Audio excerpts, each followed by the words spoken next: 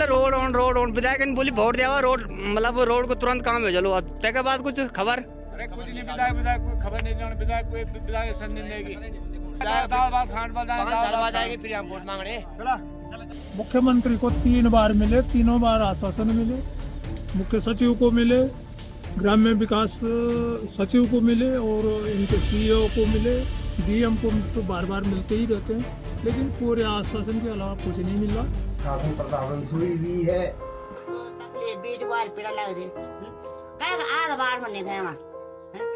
कोई बिहार पहुंचे नहीं सकने जाना उनका नहीं थे, बीमार हो रहा था, हम तन माना बिगड़ रौली को हम नहीं सकता, दे नहीं सकता, हम तो बहुत दिक्कत थे। ये वो हालात हैं जो अलग राज्य बनने के 23 साल बाद भी नहीं बदले हैं।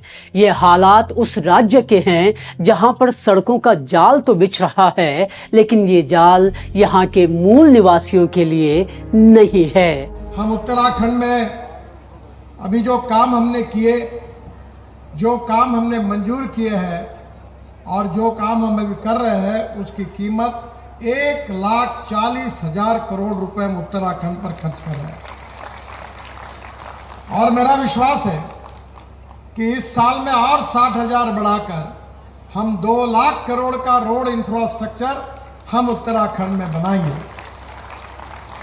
और पुष्कर जी के उपस्थिति में मैं उत्तराखंड की जनता को आश्वस्त करना चाहता हूं कि 2024 जब समाप्त होगा तो उत्तराखंड के सभी राष्ट्रीय महामार्ग ये इंटरनेशनल स्टैंडर्ड के बराबर होंगे, अमेरिका के बराबर होंगे, ये विश्वास आपको देता हूं। केंद्रीय मंत्री नितिन गडकरी जिस राज्य की सड़कों को अंतर्राष्ट्रीय स्तर की बनाने की बात कर रहे हैं, जिस राज्य में प्रधानमंत्री नरेंद्र मोदी का ड्रीम प्रोजेक्ट 4 धाम रोड योजना चल रही है, जिस राज्य में टूरिज्म को बढ़ावा देने के लिए सड़कों के बाद रोपवे के निर्माण की योजना है, उस राज्य में आज भी लोग एक अदद सड़क के लिए तरस रहे हैं। उस राज्य में आज भी लोग हर बारिश में जान जोखिम में डालकर उफनती नदियों को पार करने के लिए मजबूर हैं। नितिन गडकरी जी उस राज्य की बात कर रहे हैं जहां 100 साल की एक महिला को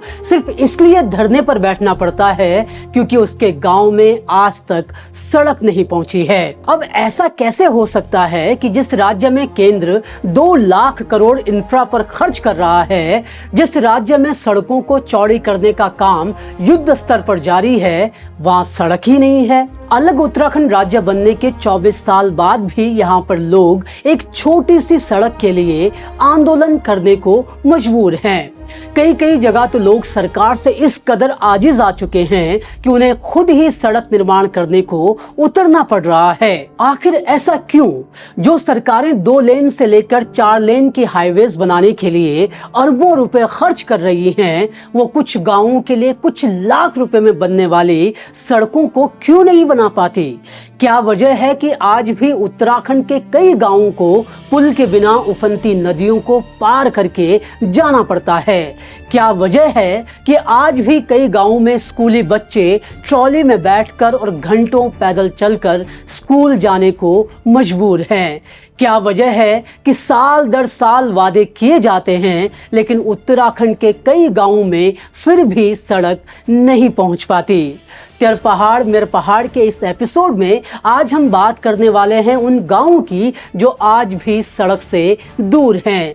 जानने की कोशिश करेंगे कि क्या पहाड़ी गांवों में सड़कें पहुंचाना इतना मुश्किल है कि प्रशासन बार बार वादा करने के बावजूद भी सड़क नहीं बना पाता, और साथ ही जानेंगे कि सरकारों ने इन हालातों को बदलने के लिए क्या और किस तरह के कदम उठाए हैं। आज बात उन बच्चों की जो अक्सर प्रशासन से पूछा करते हैं, एक चौड़ी सड़क बनाने वालों बस एक पुल हमें दे दो।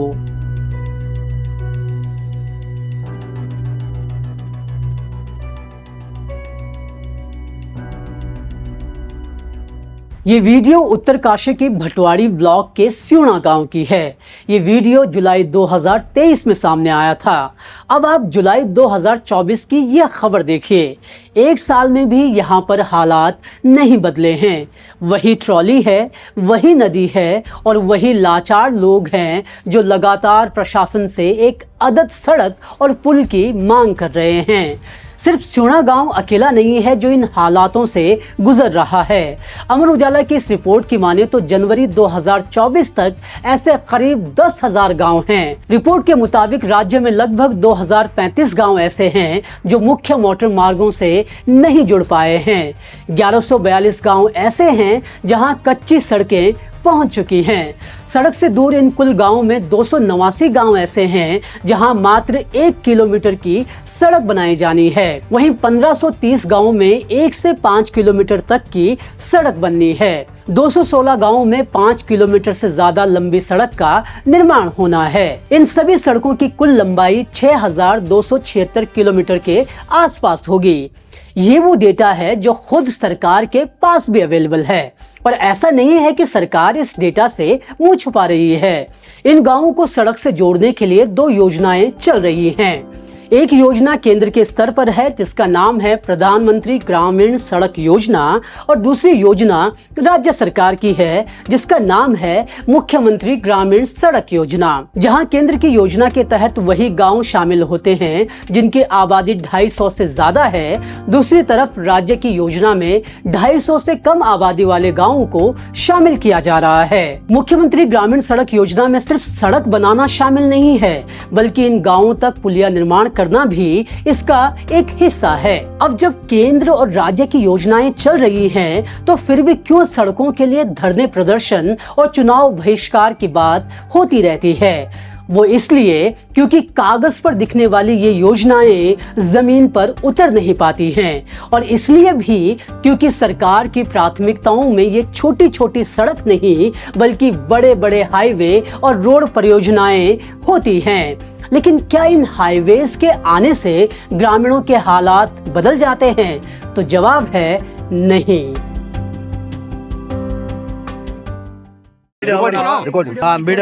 उसके बाद आपने क्या करना है, जैसे विधायक जी जीतेंगे आपने भी संकल्प करना है और हम भी आपको वचन दे रहे हैं जैसे ही शक्तिलाल जी विधायक बनेंगे आप लोग ग्रीष्म होटल के पास आना। मैं अपनी गाड़ी के खर्च में विधायक जी के पास जाऊंगा आपको लेके, और वहीं पर विधायक जी से घोषणा कराएंगे, यहाँ पर लाएंगे और पीडब्ल्यूडी वालों को भी यहाँ लाएंगे। उसका तुरंत सर्वे कराएंगे और यहाँ पर 6 महीने के अंदर रोड लाएंगे।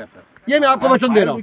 उसके बाद नहीं होगा आप गिरीश होटल के दराज बैनर जुलूस निकाला, नारे लगा। फरवरी 2022 का ये वीडियो टिहरी गढ़वाल की बाल गंगा तहसील के बछड़ गांव का है। इस वीडियो में ये जो शख्स आपको दिख रहे हैं ये विधायकी के लिए उठे शक्तिलाल शाह के प्रतिनिधि का है। प्रतिनिधि को आप कहते हुए सुन सकते हैं कि शक्तिलाल शाह को चुनकर लाओ और आपको सड़क मिल जाएगी। कि जैसे शक्तिलाल जी बनेंगे आप मेरे साथ चलेंगे और यहाँ पर तुरंत ऑर्डर करेंगे और आपको वचन दे रहे हैं कि 6 महीने। लेकिन आपने क्या करना कि एक मत होगा, आप बीजेपी के साथ कीजिए, उसके बाद हम आपके साथ। ग्रामीणों ने किया भी ऐसा ही।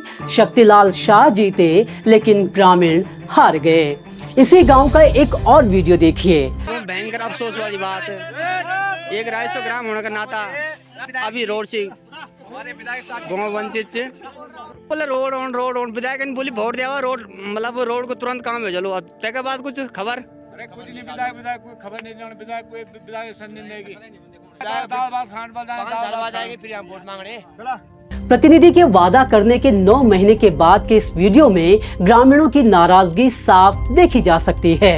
लेकिन ग्रामीण सिर्फ नाराज नहीं है बल्कि वो सड़क के अभाव में कई तकलीफों से भी जूझ रहे हैं। तकलीफ बीच बार पीड़ा लग रही काय आध बार होने गए वहाँ कोई बैठ पहुंचे नहीं सकने कोई तो जब दो को जाना था सब तैयार रात हमारे रोड करने नहीं हुई तो कुछ बीमार जी कई बात सेवा दाना होता को ना हाथ को टोल ओ दिक्कत बाबू अब यख रोड नहीं ना आँखा फुटिया जाना मन का नहीं थे, अब बीमार होला तो हम तन माना बिगड़ रोड़ी को हम ए नहीं सकता, जय नहीं सकता। हम तो बहुत दिक्कत थे। ग्रामीण जिस सड़क की बात कर रहे हैं वो 5 किलोमीटर की सड़क 2019 में स्वीकृत हो चुकी है। 2022 में फाइनल सर्वे भी अलॉट हो चुका है।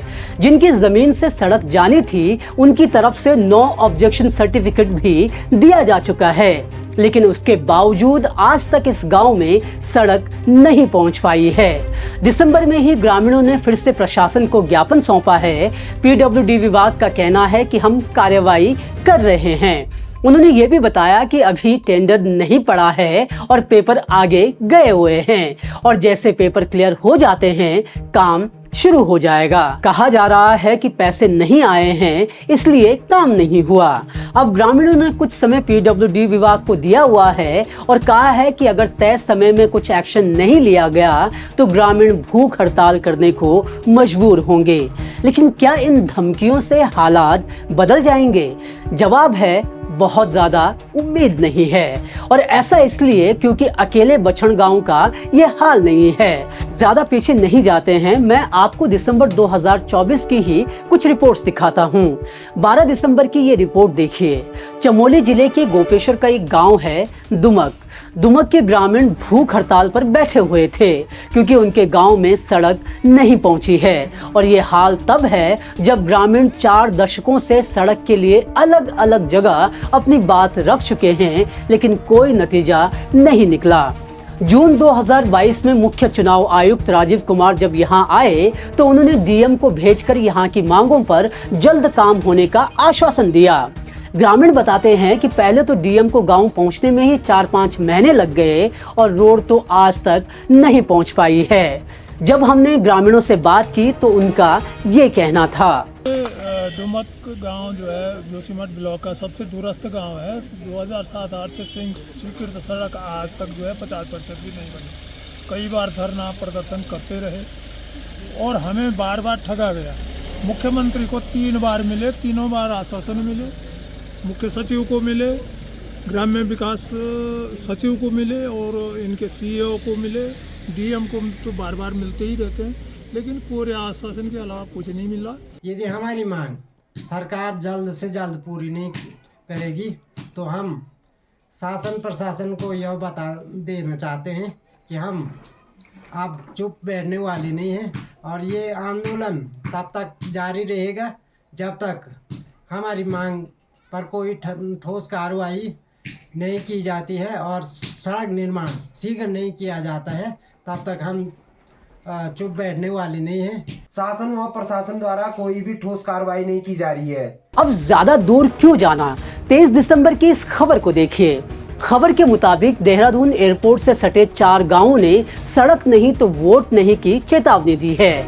ग्रामीणों का कहना है कि एयरपोर्ट बाउंड्री के बगल से जा रहे मात्र 12 फीट चौड़े और 800 मीटर लंबे मार्ग को 2006-7 में बनाया गया था। तब से लेकर अब तक सिर्फ एक बार उसका डामरीकरण किया गया है। अब सड़क पर बड़े बड़े गड्ढे बन गए हैं और सड़क पर गड्ढे बनने की वजह से ग्रामीण और स्कूली बच्चे चोटिल हो रहे हैं। कई बार प्रशासन तक बात पहुंचाई गई है, लेकिन अभी तक कुछ भी नहीं हो पाया। ये खबरें सिर्फ दिसंबर महीने में बाहर नहीं आई हैं, बल्कि पूरे साल भर में ऐसी खबरें बाहर आती रही।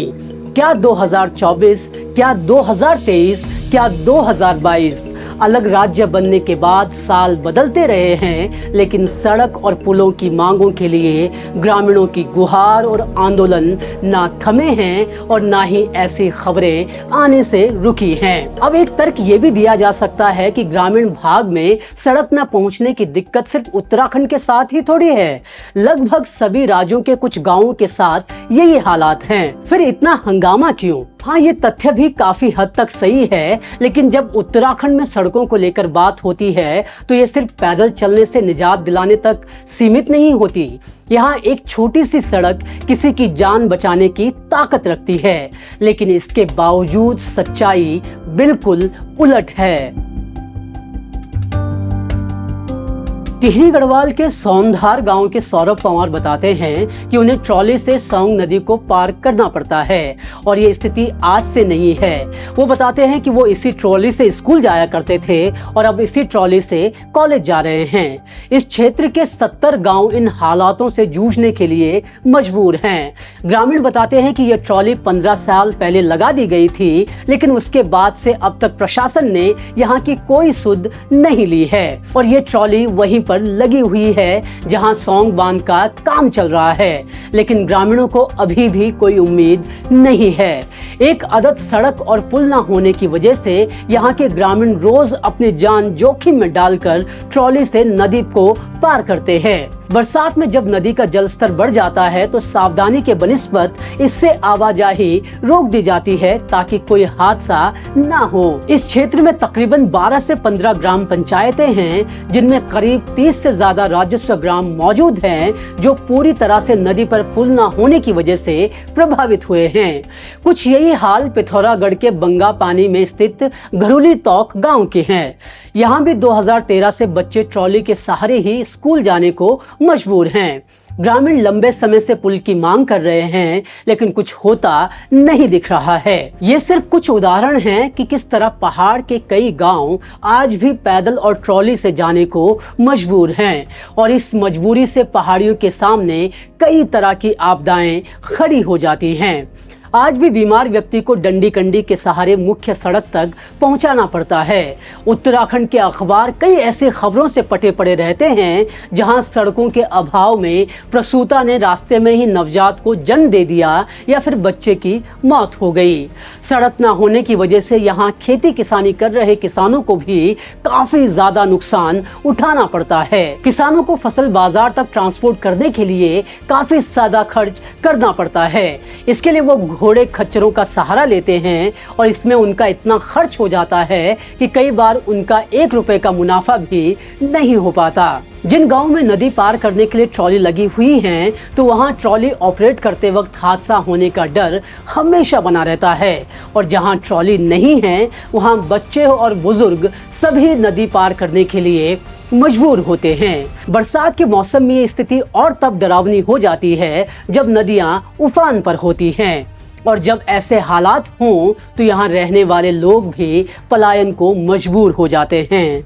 2020 की रिसर्च रिपोर्ट बताती है कि सड़कें ना होना भी पलायन होने की एक बड़ी वजह है। एक अदद सड़क न होने से आज भी पहाड़ के कई गांवों के लिए शिक्षा, अस्पताल और दूसरी सुविधाएं दूर की कौड़ी साबित हो जाती हैं। कुछ जगहों पर सड़कें बनी भी हैं तो वहां पर प्रशासन की तरफ से उनका रखरखाव करने की तरफ कोई ध्यान नहीं दिया जाता है और इसका भुगतान भी ग्रामीण करते हैं। ऐसी सड़कों पर टैक्सी चलाने का मतलब है कि सर्विस कॉस्ट काफी गुना बढ़ जाता है और जब कॉस्ट बढ़ेगी तो किराया भी बढ़ा दिया जाता है। सड़कों पर बने गड्ढे और दूसरी दिक्कतों से हादसों का डर तो हमेशा ही रहता है और उत्तराखंड की ये स्थिति तब है जब यहाँ पर 4 धाम रोड जैसी महत्वाकांक्षी योजना चल रही है और जहाँ की सड़कों को केंद्रीय मंत्री नितिन गडकरी इंटरनेशनल स्टैंडर्ड की बनाने का वादा कर चुके हैं कि 2024 जब समाप्त होगा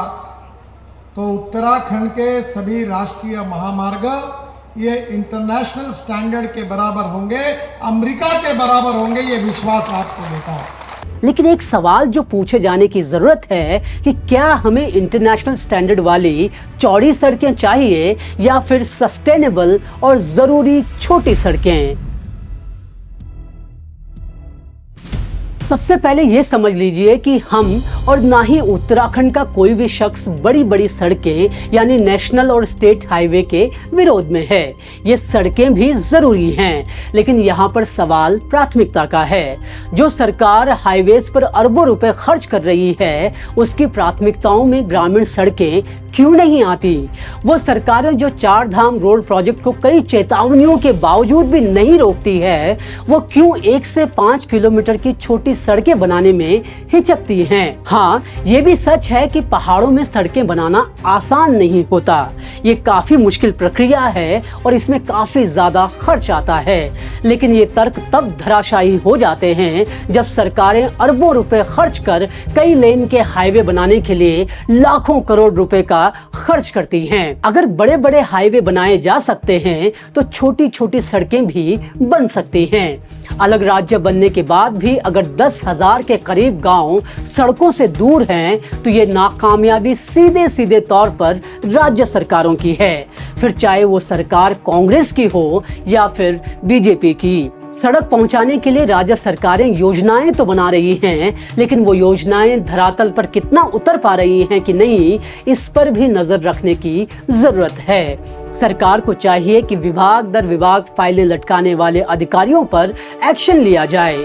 2018 में उत्तराखंड सरकार ने विजन 2030 डॉक्यूमेंट जारी किया था। इसमें 2030 तक सभी गांवों तक ऑल वेदर रोड पहुंचाने का लक्ष्य रखा गया है, लेकिन 2030 तक ये लक्ष्य पूरा हो पाएगा भी? ये शंका इसलिए उठती है क्योंकि जिन गांवों में पिछले 23 सालों में सड़क नहीं पहुंच पाई, वहां महज 5 सालों में क्या ही सड़क पहुंच पाएगी। खैर, इन सवालों का जवाब सरकार को ही देना है। 5 साल में सड़क नहीं तो कम से कम इनको लाने का काम शुरू किया जा सकता है। हाँ, लेकिन इसके लिए सरकार को अपनी प्राथमिकता में हाईवे से पहले ग्रामीण सड़कों को रखना होगा।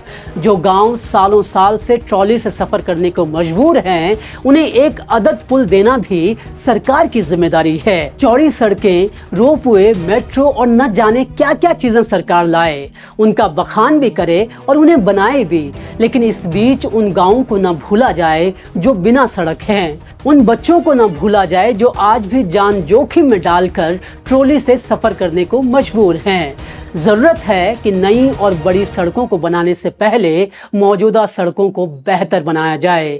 पर्यावरण को ताक पर रखकर चौड़ी सड़कें बनाने से बेहतर ये होगा कि सस्टेनेबल सड़कें बनाने पर ध्यान दिया जाए। इससे न सिर्फ प्राकृतिक आपदाओं के खतरे कम होंगे, बल्कि पहाड़ के गांवों को एक जरूरी सड़क भी मिल पाएगी। सिर्फ यही नहीं, सड़कें होने से लोगों के बीच सौहार्द बढ़ेगा, पलायन भी कुछ हद तक कम होगा और लोग अपना स्वरोजगार करने के लिए प्रेरित होंगे। लेकिन जब तक ये नहीं होता तब तक पहाड़ के गांव अपील करते रहेंगे, आंदोलन करने को मजबूर होते रहेंगे और सरकारी दफ्तरों के चक्कर काटते रहेंगे, इस उम्मीद में कि आज नहीं तो कल कभी न कभी तो ये सरकारें उनकी सुनेंगी और उन्हें एक अदद सड़क और एक अदद पुल मिल ही जाएगा। आप उत्तराखंड की इस स्थिति को लेकर क्या सोचते हैं? क्यों आजादी के बाद से लेकर अब तक पहाड़ के हजारों गांवों में सड़क नहीं पहुंच पाई? इन सवालों के जवाब में अपने विचार जरूर रखें। और अगर आपको हमारी ये रिपोर्ट पसंद आई हो तो इसे लाइक और शेयर जरूर करें ताकि इन ग्रामीणों की आवाज हुक्मरानों तक पहुंच सके। साथ ही हमारे चैनल को सब्सक्राइब भी जरूर करें ताकि हमें उत्तराखंड के इन जरूरी मुद्दों को उठाने की ताकत मिलती रहे और हम ऐसे ही काम करते रहें। धन्यवाद।